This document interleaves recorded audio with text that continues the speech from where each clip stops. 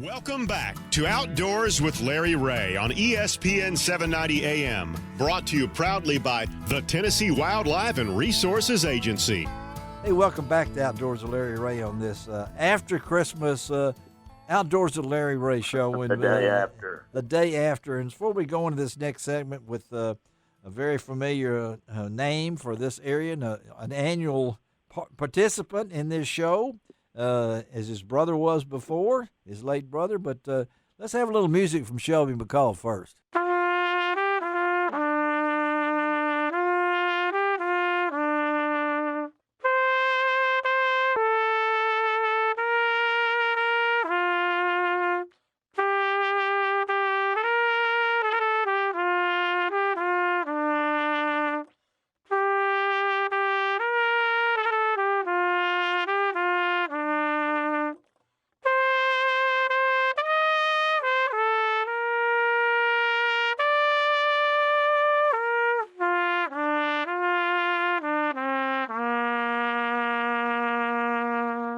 Beautiful. All right. Beautiful. I never could slur.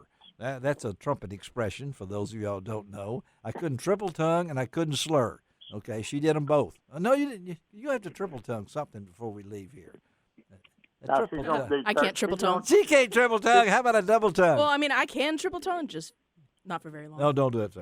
Hey, all right. He's going to do 30 minutes of Flight of the Bumblebee. Flight of the Bumblebee. William Tell Overture would be good. But, hey, let's listen in. There she goes in the background. We couldn't do this show without one of the Berry brothers. And I know Dan, the late Dan Berry, was I think I'm the only guy that flunked fly casting class 3 times, but and I just remember twice. Well, the third time was Dan said, "Don't come back, Larry. I can handle it for you." But we're always happy to have John Berry with the Berry Brothers Guide Service, based out of one of my favorite places in Cotter, Arkansas. Always on Outdoors with Larry Ray's Christmas special. So good morning, John. Good morning. How are you? Doing great. And you are home for the holidays. You're away from Cotter. So tell us. I know you and Dan growing up, because I know you were in the business world, right? What, you were a CPA? What were you? I was a CPA. All right. And Dan, did Dan get you started in fly fishing, or was he got me started? He took me over on the Spring River. And learned to fly fish right there at Lassiter's on the Spring River. Oh, Lassiter's? Okay. Yeah. Which is also the same place that I met my wife. Really? So you and Lori, was she just happened to be there at that time? No. Well, we were teaching a class for the Mid-South fly fishers, and she was one of the students. She was one of the students. And now who's better? Well, it's after she's Christmas. A better caster than I am. She's a better caster. Okay. I'm a better guide. Okay. So there's a combination here then. So and then when we go fishing, it's kind of give and take. One day she kicks my booty, and the next day I kick hers. Well, talk about it can go either way. I didn't realize you went to Whitehaven, and that's a whole other story. We'll go into some other show sometime. But I would like to ask. Your brother was such a talented individual. Now, when did Dan pass away? He passed away 5 years ago. 5 years ago. Talk about the relationship and how it just seemed like it came natural to him. I mean, I can still see him, cigar in his mouth, maybe working the tobacco store, or what was that place? Tobacco Corner. Tobacco Corner. And he was such a, I don't know how many people he taught to fly fish.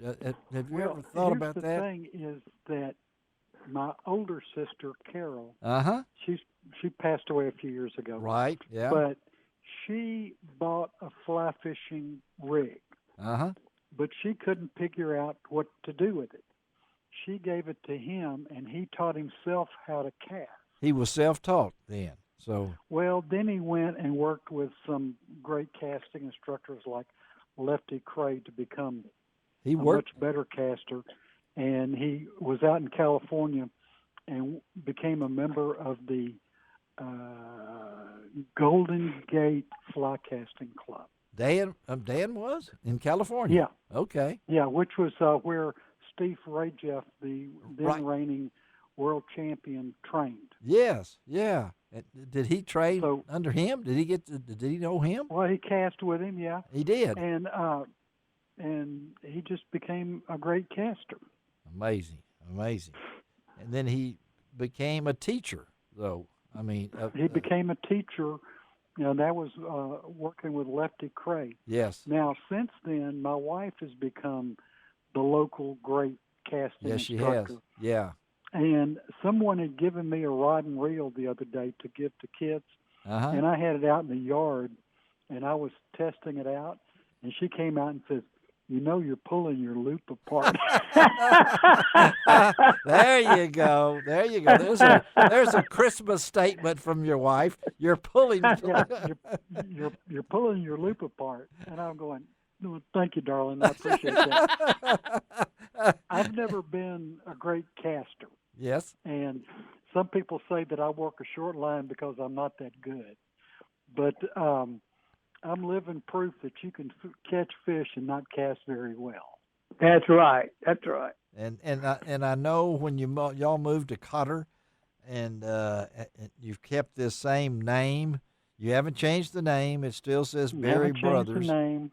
Is that something that you wanted to do once your brother passed? You wanted to keep that same name?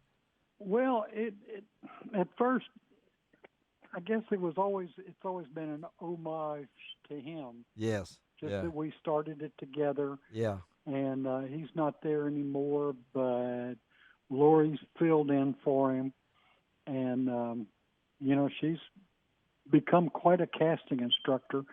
But every time I get out there and work with other people, I think of him. You have to think of him. Yeah. Amen. Yeah, and I know they'll still, as I said, he would have classes at Rhodes, Southwestern, I guess. Then I'm not really for sure in those days, and then we'd have sports shows, and there he would be out in the aisle with that nylon thing throwing it, and the people were thinking, what's this guy going on? I guess is that nylon? What is that thread like, that yarn like? Yeah, it's yarn. Yarn. He was at some sporting goods show one time and got into a casting contest with a bass fisherman and actually cast further than he did. He did with that yarn?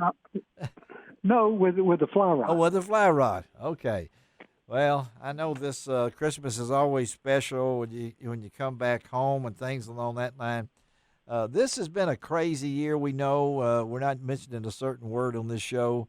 We're trying to be upbeat about everything. And I've got to ask you, we know where more hunters are out. There's more turkey hunters were out. What's it been like for you as a guide on the rivers that you work? Are there more people trying to come out and be involved in the sport? I've actually made more money this year than I did the previous, and my business was closed down totally for 3 months. Really? Oh, wow. Wow. People want to get out. The governor said you can't come to Arkansas to fish, and he opened it back up in May. Yes. And then, since then, I've done more business than I did the previous year. And you once people realize Uh-huh. that you're outside, you're in a boat that's 20 feet long. Yes. You can social distance. Now, we've made a few changes. One, I don't give anybody a ride in my car. Okay. You meet them there. We meet at the access. Okay. Yeah. 2, the lunch is different. Everything's pre-wrapped, pre-packaged, Uh-huh. And I have the hand cleaner. I've got the gloves, all that sort of stuff when we handle food. Right. Yeah. But once we're in the boat, though, I mean, you're over here, I'm back here, and the only time we get close is when I'm netting the fish. Amazing. Yeah. And I know Dry Creek has probably opened more kids this year, too, probably, hadn't it? Yeah, we have been busier than a termite and yo-yo over there. Termite and a yo-yo. There you go. How about that, Dave Gabbard? Did you hear that? Write that down, John Berry, a termite and a yo-yo. Okay. Yeah, now that's where Lori and I work together a lot. Yes. Talk about that. Take groups of kids, and of course, she gets the girls, I get the boys, and then we get out there on the creek. And we do it differently than anybody else. One is that we got about a dozen pair of waders, and we put our kids in waders so that we can put them on the creek in places other people can't go. Okay, yeah. And Dry Creek, for those that don't know, John, they may say, where is this? And this is the best-kept secret in the world. Well, maybe we don't tell anybody then. So Arkansas has the best catch-and-release stream that I've ever seen. For kids only. And it's open to the public only for kids and mobility-impaired adults. It's amazing. I mean, there are some gigantic trout in that stream, right? I mean, there's Old Henry. Old Henry, Old Henry, and it's a 23-pound brown. Oh, man. That I've hooked 4 times and never landed.